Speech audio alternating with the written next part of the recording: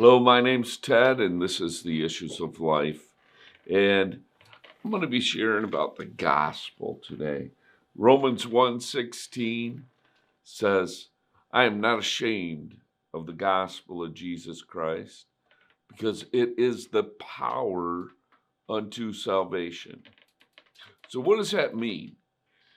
First of all, let's look at what salvation means. Now, a lot of people think that being saved is just all about just going to heaven someday. I know that's the way I thought when I was in high school. I was in wrestling, and of course, at the time, I really didn't care about anything except sex, drugs, and rock and roll. But my wrestling coach, before the meets, he would have a little prayer and in this little chapel room that they had there. And so he would invite all the wrestlers in there that wanted to. And seemed like all the cool dudes were going in there. So I decided one day, because I wanted to be cool, I went in there for a little chapel prayer. And my wrestling coach at the time, he just really shared a very simple thing. He said, "There's a heaven, there's a hell. You need Jesus to go to heaven." Well, I knew where I was going, so I raised my hand. I wanted to go to heaven. I wanted my fire insurance. And so for me, that was the extent of my knowledge for a long time about what it meant to be saved, about salvation. But looking at that word salvation in the original language that it was written in, it means a lot more than just going to heaven. Now, if that was the only thing that it would mean, that would be okay. That's an awesome thing to spend eternity in God's presence. That would be enough for me, anyways. But it means a lot more than that. It means your well-being, prosperity, deliverance, health, safety, all those things pertaining to while you're alive on this earth. So salvation, when it says it's the power of the gospel is the power of God unto salvation, it means it's the power of God to deliver you, to prosper you, to uh, to make sure that you're in good health. All those things are provided in our salvation.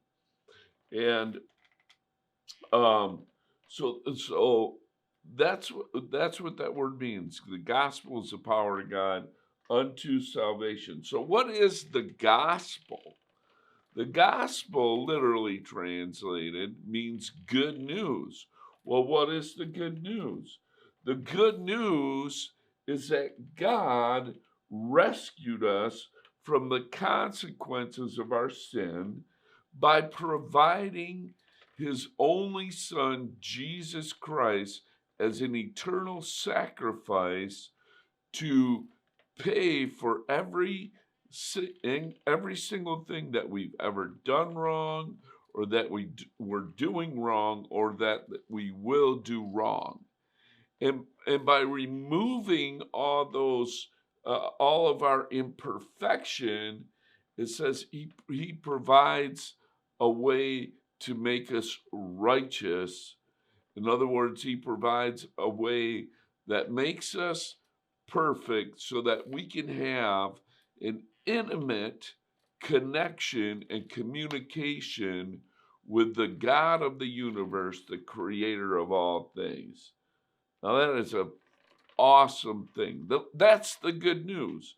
The good news is that God does not he's not mad at you. He's not holding anything against you, not because you're so good, not because you have to be so good. I always thought that, in order for God to accept me, I had to clean up my act. I had to be good. I almost had to be perfect. And I got so frustrated in trying to do that and failing so many times that I threw up my hands one day and said, God, take my life, do with it whatever you want to do. But why is the good news the power of God unto salvation? Why does it have the power that it does to produce or give us salvation? Here's why. In order to receive and understand salvation, you need to know the message. You need to know that it's provided for you. And the only way that you can know that and believe it and receive it is if you hear it. You cannot believe anything. There's nothing that you can believe, no information that you can believe without in some way, shape, or form hearing it, reading it, knowing it. So the gospel, the good news that, and it's called news because it used to be that they would, in order to, let me see, in order to tell people the news of the day, people would actually get into public places and stand up on a box and yell out, "Hear ye, hear ye." And they would go through the news of the day. They would actually proclaim the news of the day. And that's what this means. The gospel, by hearing, it produces something in your heart. It confronts your heart. It gives you the ability to either receive and embrace and believe the message, the good news that God has redemption for you, that God forgives you, gives you that. The gospel gives you the faith in order for you to either receive it, embrace it, surrender to it 100%, or reject it. That is the power. The power of the gospel is in the hearing of the good news, the message, and the ability to make the decision to believe and embrace it or reject it. So I'm not ashamed of the gospel of Jesus Christ.